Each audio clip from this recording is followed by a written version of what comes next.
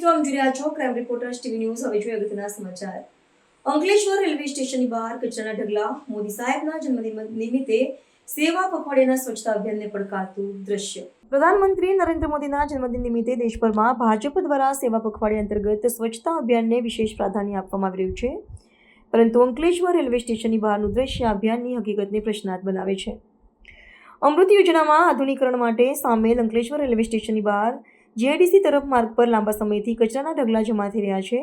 આ અંગે અગાઉ પણ સ્થાનિક મીડિયાએ મુદ્દો ઉઠાવ્યો હતો. હાલ સુધી કોઈ ઠોસ કાર્યવાહી કરવામાં આવી નથી. શહેરના નાક સમાન ગણાતા રેલવે સ્ટેશનની બહાર કચરાના પહાડ મુસાફરો અને પર્યટકો માટે અશોભનીય દ્રશ્યો ઊભું કરે છે. બીજી તરફ સ્વચ્છતા અભિયાન અંતર્ગત સોશિયલ મીડિયા પર કાર્યક્રમોની જાહેરાતો અને ફોટા પ્રકાશિત થવા છતાં વાસ્તવિકતા પરિસ્થિતિ ફેરફાર જોવા મળતી નથી. નાગરિકોનું કહેવું છે કે નગરપાલિકા અને રેલવે તંત્ર તાત્કાલિક પગલાં લઈને આ વિસ્તારને કચરા મુક્ત કરે, નહીંતર મોદી સાહેબના જન્મદિવસ નિમિત્તે ચાલી રહેલા સેવા પખવાડિયાની વિશ્વસનીયતા પર સવાલ ઊભા થશે. અંજની કોમ્પ્લેક્સ શોપિંગ છે, અમારી મેઇન એરિયામાં છે અને એટલો સારી બધી દુકાનો છે, બધા માણસો વ્યવસ્થિત છે, પણ અમારે આ ક્લિનિંગ માટે બધાને તકલીફ છે. તો તમારા માણસો આવે છે પણ કંઈ ક્લિનિંગ બરાબર થતું નથી, એટલે એના માટે સિરિયસ એક્શન લો અને જેટલો બને એટલું અમારું અહીંયા ક્લિનિંગ થાય એની કાળજી લેજો દરે. મારું નામ હરીશભાઈ છે.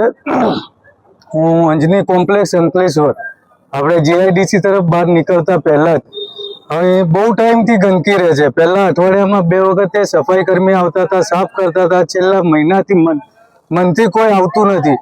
તો હું નોટિફાઈને કહેવા માંગુ છું કે કંઈ સાફ સફાઈનું અભિયાન ચલાવે, કોઈ કન્ટેનર મૂકી દે તાકે લોકો પબ્લિક કચરો એની અંદર નાખે, બહાર ફેંકી દે છે. રેલવે સ્ટેશન છે, બહુ સરસ રેલવે સ્ટેશન બનાવ્યું છે, પબ્લિક આવે છે, બહારના માણસો આવે છે. આપણું ગુજરાત સ્વચ્છ તરીકે ઓળખવામાં આવે છે. આપણા મોદી સાહેબ બી કહે છે કે આપણે સફાઈ અભિયાન ચલાવો, સ્વચ્છ ગુજરાત રાખો. તો અમે માંગણી કરીએ છીએ કે અહીં બહુ ગંદકી રહે છે, લોકો આવે છે જાય છે, સામે બી બહુ કચરો પડેલો છે. તો નોટિફાઈ જરાક જાણ લે એની અને સાફ સફાઈ રાખે. આ મથક છે રેલવે સ્ટેશન, લોકો અહીંથી આવે ને જાય તો અહીં જોવે તો સાફ સફાઈ હોય તો લોકોના નજરમાં આવે. તો વિનંતી છે નોટિફાઈ કર્મચારીઓથી કે સફાઈ કર્મીઓને મોકલે, દરરોજ મોકલે. દરરોજ ના થાય તો 2 દિવસે મોકલે, પણ અહીં સાફ સફાઈ રાખે. Thank you. નમસ્કાર. હું સૌને પહેલા એક જાણ કરવા માંગુ છું કે અંકલેશ્વર રેલવે સ્ટેશન પર સ્વચ્છ અંકલેશ્વર બનાવેલું છે રેલવે સ્ટેશન. એના હિસાબે વીકલીની અંદર અઠવાડિયામાં નોટિફાઈડના 2 અઠવાડિયાની અંદર 2 વખત ગાડી આવતી છે સાફ સફાઈની. એના બદલે અત્યારે 2 મહિના થઈ જાય છે તો પણ સાફ સફાઈ કરવા આવતા નથી. ને સ્ટેશન ઇલાકાની અંદર ગંદકી સારી નથી લાગતી. અહીંયા માણસો પણ સારા છે.